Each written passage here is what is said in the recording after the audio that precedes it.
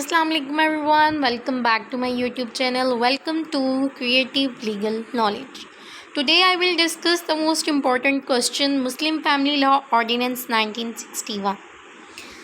आज हम सबसे पहले मुस्लिम पर्सनल लॉ का ये इम्पोर्टेंट क्वेश्चन जो बहुत ही ज़्यादा इम्पोर्टेंट है और पेपर में लाजमी आएगा, डिस्कस करेंगे मुस्लिम फैमिली लॉ ऑर्डिनेंस के फैमिली के लिए जो कवानीन बनाए गए, ऑर्डिनेंस जो बनाया गया। ऑर्डिनेंस पहले हमें पता होना चाहिए कि लॉ और ऑर्डिनेंस में डिफरेंस क्या है। लॉ बेसिकली जो पार्लियामेंट से पास होता है उसको हम बेसिकली लॉ कहते हैं। अब ऑर्डिनेंस है तो ऑर्डिनेंस भी पार्लियामेंट से ही पास होगा, लेकिन ये मार्शल लॉ के दरमियान प्रेसिडेंट ऑर्डर देता है किसी कमीशन को इसके ऊपर वर्कआउट करे और उसके बाद वो कवानीन 120 डेज़ तक इम्प्लीमेंट रहता है। इसके बाद वो खुद ब खुद ख़त्म हो जाता है, लेकिन ये ख़त्म हो जाना चाहिए था अगर तब मार्शल लॉ के दरमियान फर्स्ट मार्शल लॉ जब लगा, ये तो ख़त्म हो जाना चाहिए था, लेकिन इसको उन लास्ट डेज़ में पार्लियामेंट में लेके जाया जाता है और उसको इसी तरह पास करवाया जाता है जिस तरह एक बिल को पास करवा के लॉ तक लेके आते हैं, लॉ में इम्प्लीमेंट करते हैं।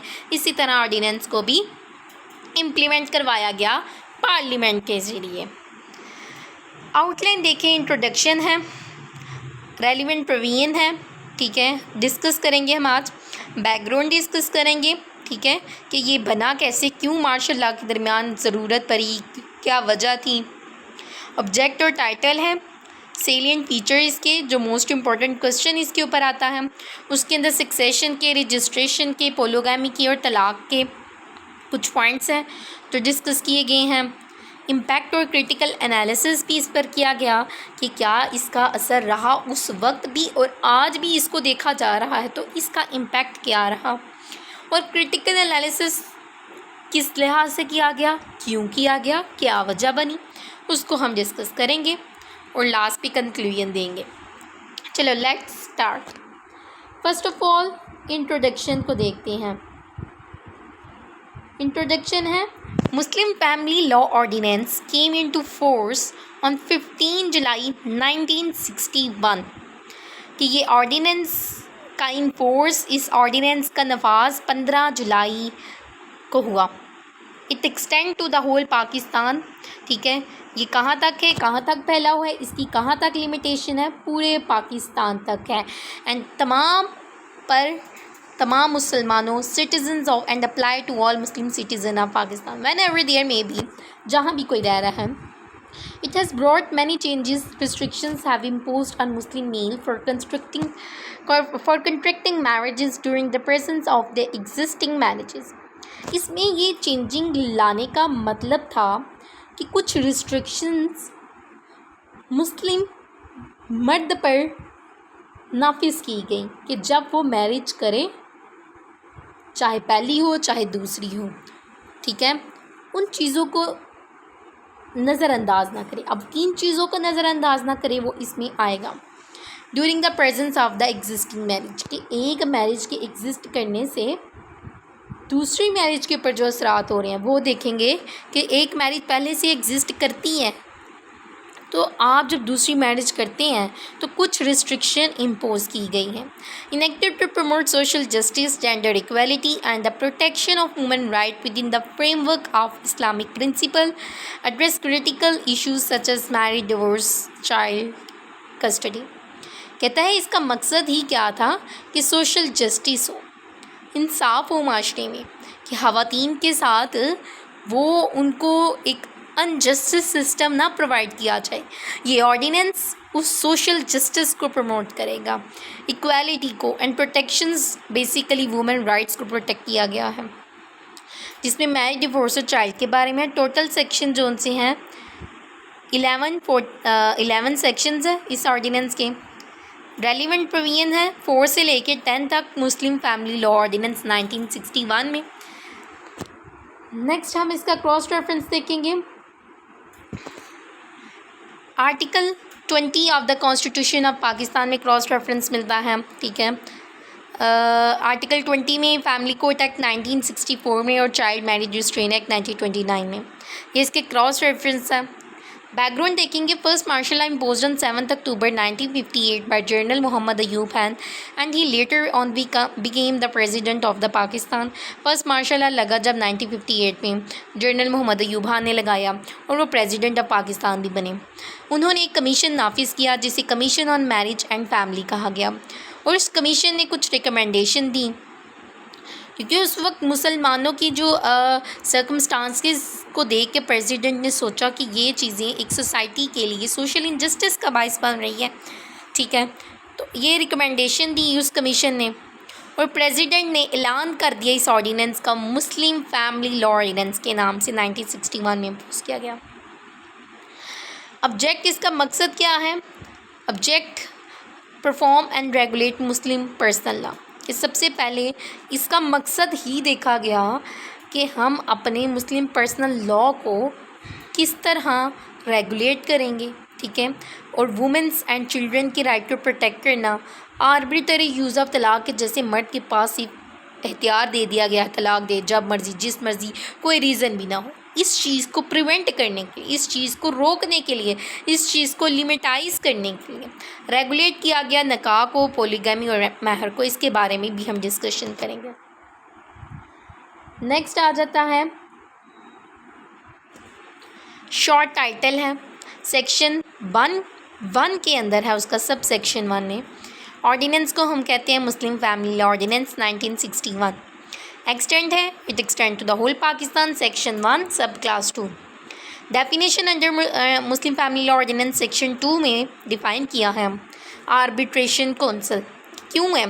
एक बॉडी है जो कंस्टिट्यूट की यूनियन काउंसिल की तरफ से। ये काउंसिल हेल्प आउट बहुत ज़्यादा करती हैं डिवोर्स केसेस में, ठीक है, और मेडिएट करती है मैटर लाइक तलाक and second marriage disputes. Help out करेगी रिकॉन्सिलिएशन के लिए कि जब आप फर्स्ट डिवोर्स ऑफ नोटिस भेजते हैं तो इस आर्बिट्रेशन का काउंसिल का काम होता है कि आपके उस मसले को सॉल्व करें। चेयरमैन होगा the head of union council, responsible होगा, रिसीविंग करेगा नोटिस के, तलाक के, मैरिज के, रजिस्ट्रेशन के। प्रिस्क्राइब्ड क्या है? Anything that is specified under rules made by the government under this ordinance. जो कुछ लिखा हुआ है रिटर्न तरीके से जो गवर्नमेंट की तरफ से इन्फोर्स किया गया उसको ऑर्डिनेंस, वो इस ऑर्डिनेंस के अंदर है। यूनियन काउंसिल है, लोकल एडमिनिस्ट्रेशन बॉडीज़ हैं, ठीक है, जो एक लीगल रिकॉर्ड और फैमिली मैटर्स को अपने पास सेव करती है, और जब कोई मैटर हो तो उन रिकॉर्ड्स को, उन फैमिली मैटर को डिस्कस भी करते हैं। Ordinance to override other law. अब ये ऑर्डिनेंस ओवरराइड कर रहा था अदर लॉज के ऊपर कि उन लॉज में तो नहीं ऐसे कहा गया, इसमें क्यों कहा गया है, ये इन लॉज पर ओवरराइड करने लग पड़ा। Section 3 sub class 1 provision of this ordinance shall apply in the contradict other law. Other laws और कस्टम को कंट्रिक्ट करने लगा कि भाई तलाक जून से मर्द दे सकता है लेकिन अब नहीं दे सकता, कुछ उसके ऊपर रिस्ट्रिक्शन लगाएगी, ये काम करेंगे, इस प्रोसीजर से निकलेंगे फिर ही दे सकेंगे। सेक्शन 3(2) आर्बिट्रेशन एक्ट 1940 था, code of civil procedure 1920 any other law relating to the procedure of the court इसके ऊपर अप्लाई नहीं होंगे। कुछ राइट अगर दिए हों इन कवानीन में तो वो अप्लाई ही नहीं होंगे। एप्लीकेशन क्या है? Muslim family law ordinance 1961 apply to the Muslims of Pakistan. It is not applicable to the Muslim of other country. The distinction between Muslim of Pakistan Muslim of other country as कि ये law बनाए ही मुसलमानों के लिए गया है, अगर मुसलमानों के लिए बनाए गए तो दूसरी मुस्लिम कंट्री में ये लागू नहीं हो सकती क्योंकि हर एक का अपना अपना लॉ होता है, और मुस्लिम पाकिस्तान और मुस्लिम अदर कंट्रीज़ को इसने एक डिफरेंस क्रिएट कर रही है, तो ये एक अन इस्लामिक है इस्लाम के लिहाज से। Features of the Muslim family law ordinance 1961। First feature है सेक्शन 4 सक्सेशन, ठीक है। अकॉर्डिंग टू द सक्सेशन वरासत के जो कवानीन और जो पार्ट्स हैं उसको डिफाइन करेंगे। According to section 4 of Muslim family law ordinance 1961 that in the event of death of the son and daughter the grandfather before the opening of succession, कि जब उसके बेटे और बेटी की डेथ हो जाए और ग्रैंडफादर ने अपनी जो प्रॉपर्टी होती है उसको तकसीम ना किया हो, द चाइल्ड जो उसके चाइल्ड हैं सन और डॉटर, ठीक है, उनके आगे से बच्चे जो उनसे है ना, ग्रैंडफादर के जो बेटा बेटी हैं उनकी डेथ होगी और आगे उनके बच्चे होंगे, वो उसमें इस चीज़ को बताया गया कि वो रिसीव करेंगे equal share to share of the son and daughter. Same उसी तरह वो विरासत के हिस्सेदार होंगे जैसे उनके बेटी और बेटे थे, जैसे उनको उनकी ज़िंदगी में मिलना था। This is done to the matter prescripts. केसला भी आया, उसमें भी इसको डिस्कस किया गया कि क्या guardian grand childrens get the share of the keys further, कि क्या ग्रैंड चिल्ड्रन जो उनसे है ना उनको हक मिलेगा अपने मरे हुए फादर की विरासत में से। सुप्रीम कोर्ट ने कहा यस बिल्कुल मिलेगा। शेयर ऑफ विडो है 1/4 शेयर दिया जाएगा, ठीक है, बेवा को अगर चाइल्ड नहीं है, 1/8 दिया जाएगा अगर चाइल्ड है, हस्बैंड के भी हैं अगर 1/2 शेयर दिया जाएगा अगर चाइल्ड नहीं है, 1/4 दिया जाएगा शेयर अगर चाइल्ड है। कंट्रोवर्सी इसके ऊपर आई कि ये तो नहीं है, सब ने कहा ये इस्लाम में तो ऐसा नहीं है, ठीक है। 2000 में फेडरल शरीयत कोर्ट डिक्लेयर किया section 4 is repugnant to Islam, ये इस्लाम के मुखालिफ है। According to the article 203 D of the constitution of Pakistan ने operation of the federal Shariat court decision को सस्पेंड किया कि सेक्शन 4 को रिमेन इन फोर्स रखा गया। कहा गया कि बिल्कुल नहीं इस्लाम के असूलों के ख़िलाफ़ है, ठीक है, इसको इन्फोर्स करवाया गया। सेक्शन 5 है आज मैरिज रजिस्ट्रेशन कि must register marriage, every Muslim law जो उनसे ना marriage must be officially registered under this orders, कि हर मुस्लिम शख्स का काम है कि अपनी मैरिज को रजिस्टर करवाए इस ऑर्डिनेंस के तहत। निकाह registration registrar license, union council जो उनसी है वो निकाह रजिस्ट्रार जो उनसा होता है उसमें प्रॉपर मैरिज की रजिस्ट्रेशन करें। अगर किसी ने रिपोर्टिंग ऑफ नॉन मैरिज, अगर मैरिज किसी ने रिपोर्ट नहीं करवाई, ठीक है, निकाह रजिस्ट्रार के पास, तो उस पर्सन को रिपोर्ट करे। और नॉन रिपोर्टिंग अगर किसी ने रिपोर्ट मतलब नहीं करवाई अपनी मैरिज, निकाह रजिस्ट्रेशन नहीं करवाई, तो उसको 3 माह की जेल और 25,000 जुर्माना किया जा सकता है। निकाहनामा एंड रिकॉर्ड, निकाहनामा लुक, निकाहनामा रजिस्ट्रार, जो भी निकाहनामा होगा वो निकाहनामा रजिस्ट्रार का रिकॉर्ड होगा, यूनियन काउंसिल का रिकॉर्ड होगा कि कैसे मैरिज हुई, क्यों, मतलब सारे उसकी सिचुएशंस और कैसे रजिस्टर्ड हुई और फ़ी को भी डिटरमाइन किया गया। असेस टू रिकॉर्ड्स, मतलब कोई भी फ़ी दे के यूनियन काउंसिल से अपनी जो निकाह रजिस्ट्रेशन है ना उसको निकलवा सकता है। केस ला भी आया कि वैलिडिटी ऑफ मैरिज जोन से ना रजिस्ट्रेशन नहीं ना ज़रूरी। अब वैलिडिटी ऑफ मैरिज के लिए तो उन्होंने रजिस्ट्रेशन नहीं कहा, उन्होंने कहा कि ये एक प्रोसीजर है कि हर मर्द, हर जिसकी भी शादी हो तो रजिस्टर करवाए ना का, ठीक है, ये एक असूल बनाया। तो इसमें कहा गया कि मैरिज की सही होने में रजिस्ट्रेशन की तो कोई बात ही नहीं है। नेक्स्ट फिर सेक्शन नंबर 6 आया, limitation multiple marriage. If someone want to get married for the second time when the first marriage is still valid, if they need to get permission, कि जब आप सेकेंड मैरिज करेंगे, ठीक है, इस limitation लगाए कि आर्बिट्रेशन काउंसिल के पास जाएंगे, उसे परमिशन लेंगे। अब गेटिंग परमिशन, जब when someone apply for permission, chairman council we ask both applicant and current wife, जब परमिशन लेनी है तो दोनों जिससे शादी हो, मतलब अपने एप्लीकेंट भी आएगा और साथ में उसकी करंट वाइफ जो एग्जिस्टिंग वाइफ होगी वो भी आएंगी, ठीक है, वो दोनों से परमिशन लेगा। रिव्यू बाय काउंसिल, ठीक है, आर्बिट्रेशन जो काउंसिल होगी ना वो इस चीज़ को रिव्यू करेगी, क्या ये सेकंड मैरिज नेसेसरी है या फेयर है, ठीक है, वो ग्रांट कर देगी permissions. The council explain by the deciding, और काउंसिल ये भी एक्सप्लेन करेंगे कि उन्होंने ये डिसीजन क्यों दिया, क्यों उसको permission the. If someone disagree, अगर कुछ लोग नहीं मानेंगे तो ये सारा फैसला कलेक्टर के पास जाएगा और कलेक्टर का डिसीजन ही फाइनलाइज किया जाएगा। Result of unauthorize marriage, if a man marry again without council permissions, ठीक है, he must pay all over money to his friend.